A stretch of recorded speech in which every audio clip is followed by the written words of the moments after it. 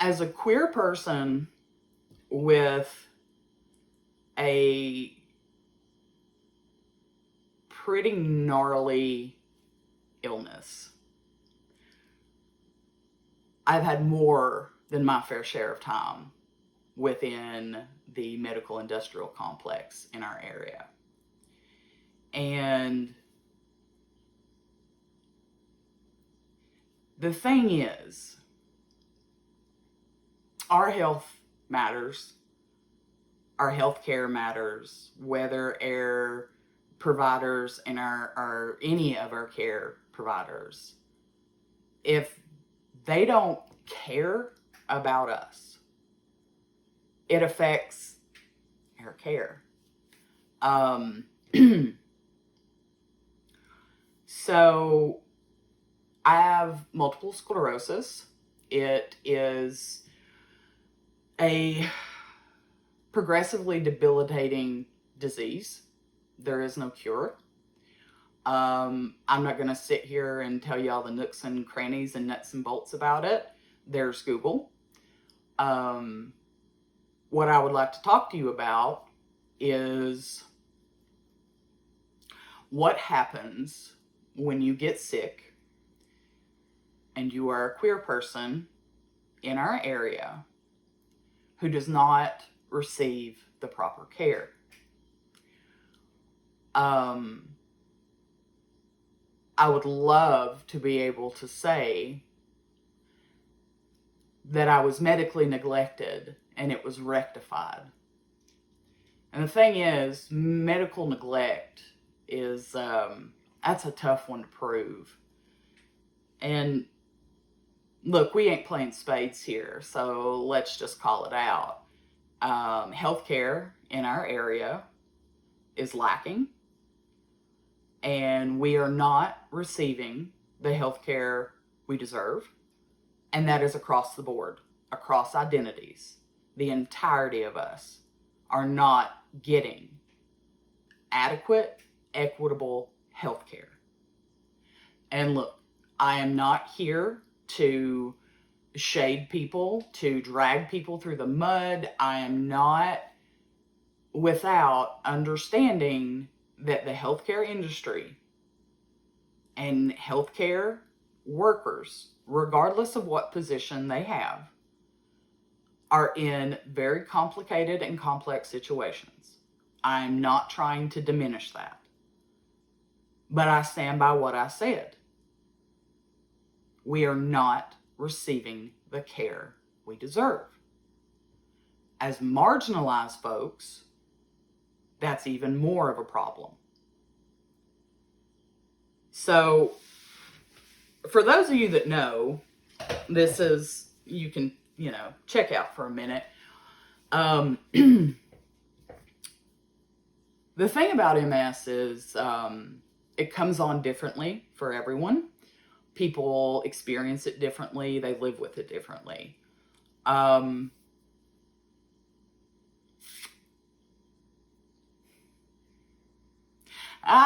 live with it pretty rough. There's no getting around it.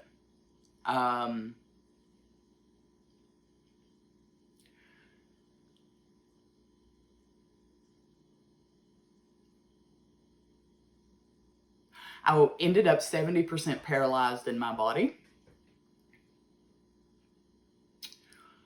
I had to learn how to walk again. I had to learn how to tie my shoes again.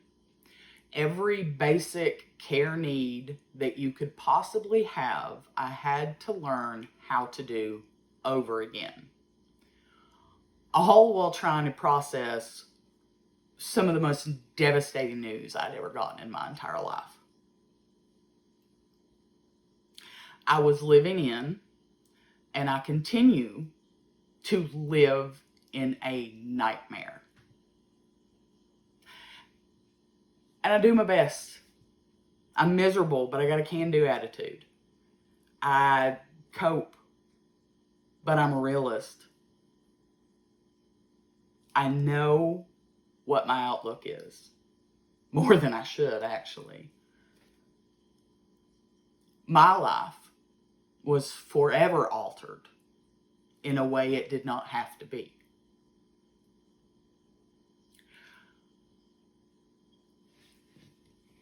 For those of you that are watching this, that are LGBTQIA, queer, you know what it feels like when someone's looking at you and you're being looked at with judgment, whether it's for your orientation, your gender identity, your presentation. We know when we're being looked at. We know. You know that feeling. It's right here in your chest. And you can't prove it. There's a lot of things you can't prove, you know.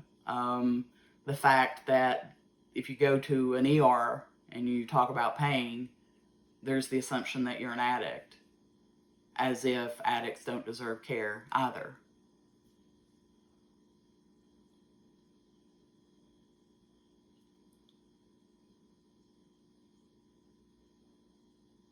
There are parts of my life I will never get back. And them's the breaks. But it did not have to be that way. I did not have to get as sick as I did. I did not have to sustain the damage that I did. Because that's the problem.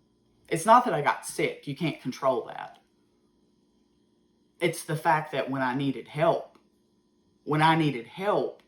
from healthcare professionals, from people who made a vow to do no harm, they did harm.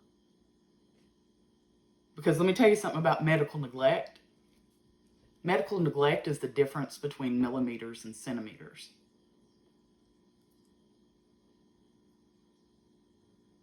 I had a lesion covering both my T2 and T3 in my spinal cord.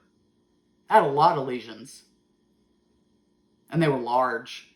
My MRI reports are, if you've got a gallows humor like I do, they're a fun read. Especially when they're, typed in all caps from fear at what they're looking at. The difference between a millimeter and a centimeter is the difference in my quality of life. My ability to feel below the knee. My ability to have a stable core. My ability to not shake and jerk just cause. My ability to not have to make notes. My ability to not 3-point shoot my keys into the trash can and go swish, nothing but net. Y'all ever had to dig some keys out of trash can soup? It ain't fun. It ain't fun at all. I'm not trying to talk too much about it. But this event is important enough to me that I'm willing to give the internet free rein to do as it pleases. Yikes. But this is important. Because what happens when you get sick like that, you get to a point where you will become the most vulnerable you will ever be in your entire life. And in that moment, you cannot advocate for yourself. You cannot advocate for yourself when the grown-up person with a medical degree decides to mimic hoofbeats on the trash can to point out how you're a horse, you're not a zebra. You can't advocate for yourself when you're getting looked at the way you get looked at.